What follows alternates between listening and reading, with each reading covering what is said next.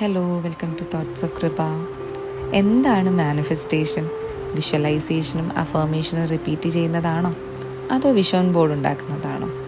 നിങ്ങളുടെയൊക്കെ ലൈഫിൽ manifestation work ചെയ്യുന്നില്ല, ഇതൊന്നും വിശ്വസിക്കാൻ പറ്റുന്നില്ല എന്നുള്ള മൈൻഡ് സെറ്റാണോ? ശരി, എനിക്കിന്ന് നിങ്ങളുമായിട്ട് ചെറിയൊരു കാര്യം പങ്കുവയ്ക്കാനുണ്ട്. നമ്മുടെ ജീവിതത്തിൽ മാറ്റങ്ങൾ ഉണ്ടാവുന്നത് ശരിക്കും പറഞ്ഞാൽ നമ്മുടെ ഉള്ളിൽ ക്വയറ്റ്ലി ബിലീവ് ചെയ്യുന്ന ഐഡൻറ്റിറ്റിയിലാണ് കേട്ടോ.